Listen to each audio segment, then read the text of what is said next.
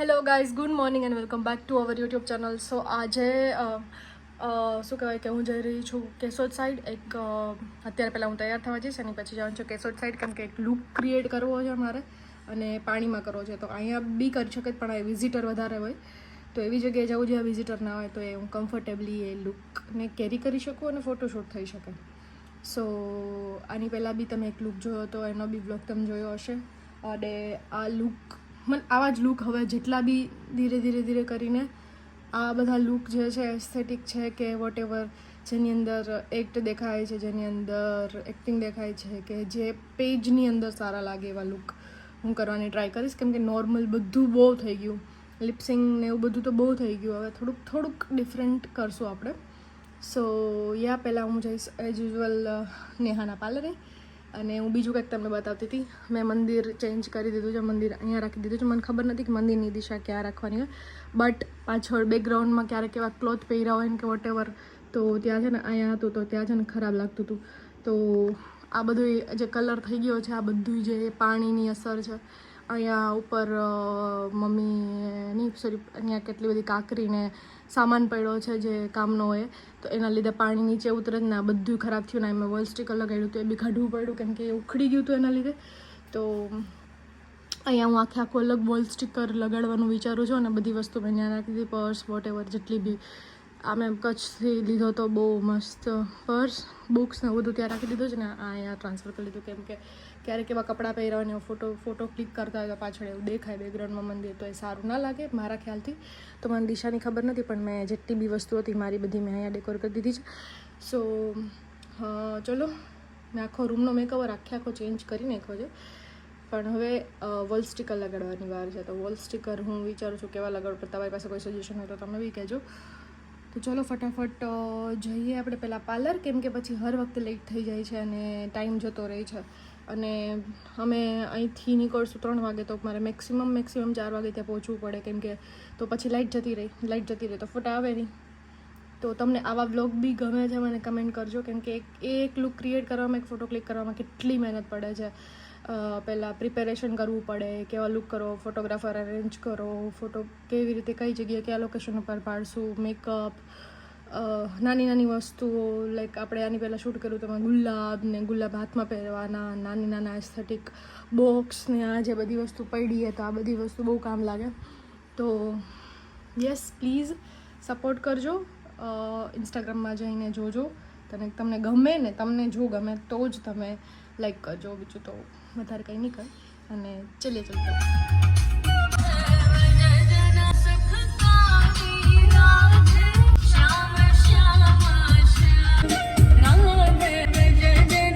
મહાન માણસ આવવાનું લાગે નહીં ભાગા.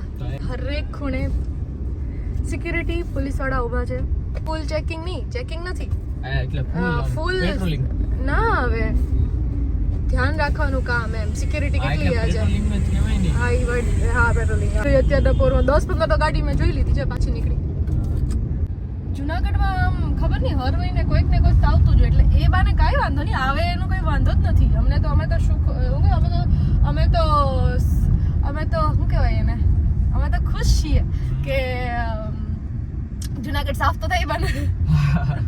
અધિકારી આવે કે કોઈક નેતા આવે કે કોઈ બી, જો કોઈ નેતા આવે કે કોઈ બી આવે તો અત્યારે ચોકો કાયું તો ખરી ગઈ કઈ સિક્યુરિટી જોઈ લો ફાયર બ્રિગેડ લક્ઝરીમાં બેઠા છે હા, તો એટલીસ્ટ હા જો જોઈ લો ફાયર બ્રિગેડ હજી ગાડીઓ ચાલુ જ છે, એટલે આ સાઈડથી એવા ટૂંકમાં. તો એ વાને છે ને અમારો જુનાગઢ મસ્ત સાફ થઈ જાય, મતલબ રેડિયો બંધ થઈ જાય, પછી આ જે રેકડીઓ ઊભી હોય નોર્મલ સ્ટ્રીટ વેન્ડર્સ છે એ લોકોના કામ બંધ કરી દે. કોઈ બહુ મોટા નેતા આવવાના હોય, કેમ કે એ લોકોને ગલીઓ સાફ જોઈએ. જે દિવસે આવવાના હોય ત્યારે જ ગલીઓ સાફ હોય, બાકી ના હોય. સાચી વાત છે, બાકી હોય બટ એવા એરિયામાં ના હોય જ્યાં થવું જોઈએ. જેમ કે અમારી સાઈડનો એરિયા છે ને, લાઈક એ જે રોડ છે સાસણ જવા માટે, એટલે એ મેઇન રોડ છે, જે મારી ઘર સાઈડ નહીં મેઇન રોડ છે સાસણ જવા માટે. તો એ રોડ ઉપર એટલી બધી ક્લિનિંગ ના હોય, પછી એવી ઘણી જગ્યા છે જ્યાં ના દેખાતું હોય કાંઈ, પણ ત્યાં ન હોય. પણ એ રસ્તો એવું છે કે ત્યાં છે ને પેલું હેલિપેડ છે અમારી ઘરની બાજુમાં, ત્યાં જ બધા હેલિકોપ્ટર લેન્ડ થતા હોય તો એટલા માટે શું કહેવાય કે એ એરિયા ક્લીન કરવો પડે કેમ કે ત્યાંથી જવાનો રસ્તો એક જ છે. Krishnaben Chudasama, Nehaben Parmar and Sapna Soni. Sapna Soni hair stylist.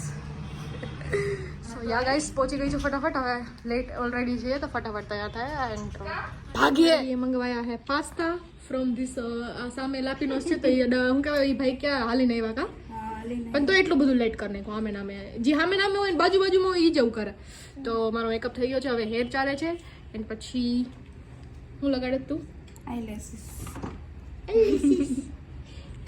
Pasta ખાઈ લો, દીદી હેર કરી દઈ, પછી મેકઅપ તો થઈ ગયો, હવે ખાલી સાડી પહેરવાની હે ને. કેટલા વાગ્યા?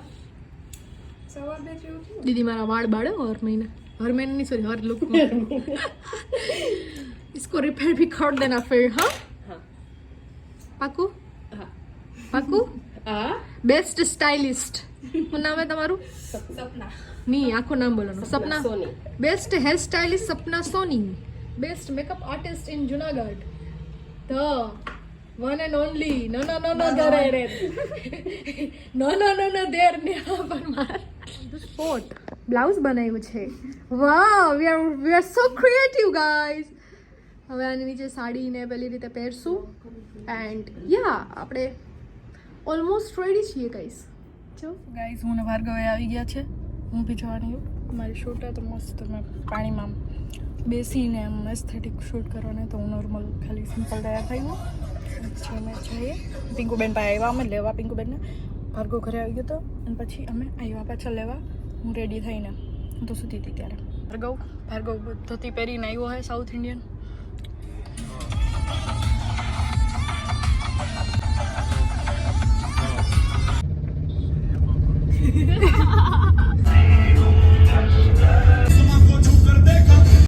સો ગાઈઝ અમે લોકેશને પહોંચ્યા ને અહીંયા પાણી ધોતી પાણીનો શૂટ કરવાનું હતું. હવે હું કરશું આખું લુક કરીને રેડી છીએ પણ પાણી નથી. એ લોકો ચેક કરવા ગયા. ક્યાં ચેક કરવા ગયા હોય? ત્યાં કે અહીંયા ન હોય તો ન્યાય ન હોય. આ છે ધીરુભાઈ અંબાણીનું ઘર. આ જો ધીરુભાઈ અંબાણીનો ડેલો.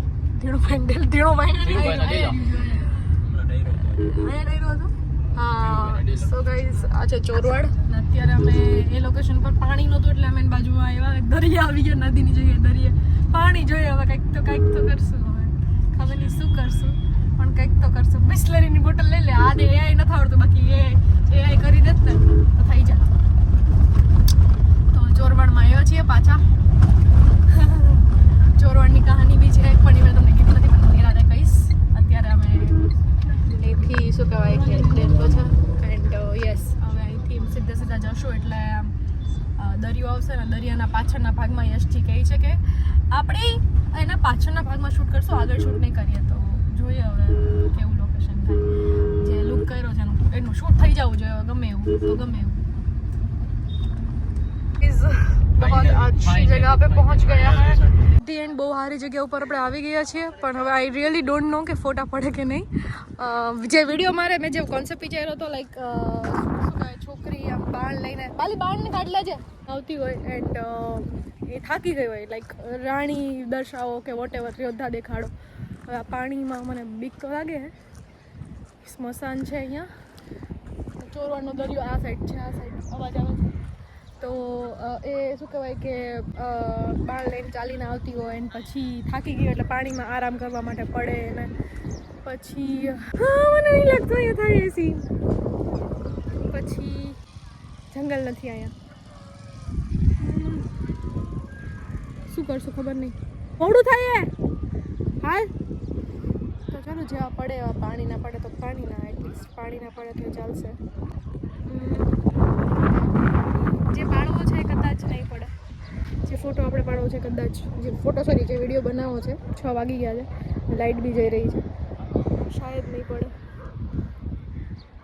પાણી છે ને આમ છીપરું હોય ને અંદર જવાની બીક લાગે મને સિરિયસલી બહુ એટલે બહુ વધારે બીક લાગે. ચોરવાનું નામ હમણાં નથી બીક લાગી હતી. એની આખી સ્ટોરી છે. શું સ્ટોરી છે હું તમને કહીશ. અમે વેબ સિરીઝના શૂટમાં હતા ત્યારે આખી સ્ટોરી થઈ હતી. કાંઈ નથી કરવાનું, ફટાફટ હાલો, લાઈટ જાય. હું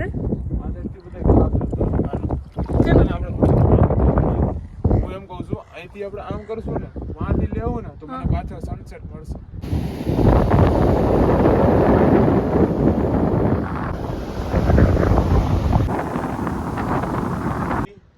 2, 1 start go.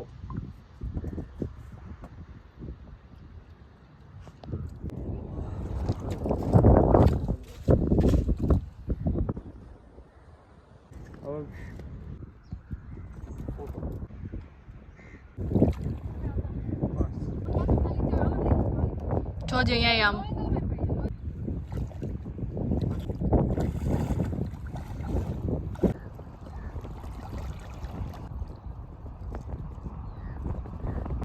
તો પિંકુબેન નાવા પડી ગયા અત્યારે ડેમમાં પાણી હોય કારા પડી જાય. અહીંથી લઈ લેતો કાન પાસેથી વાળ તો ભલે એટલા તો અરે ગરમ લાગે.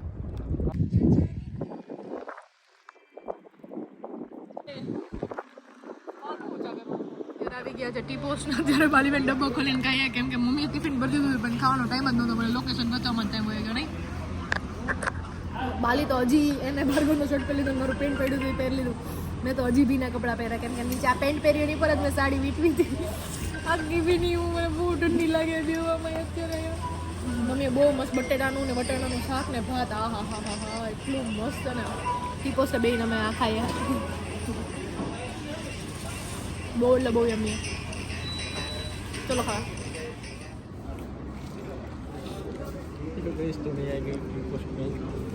મેં આવ્યું ટી પોસ્ટ એવું ના પાય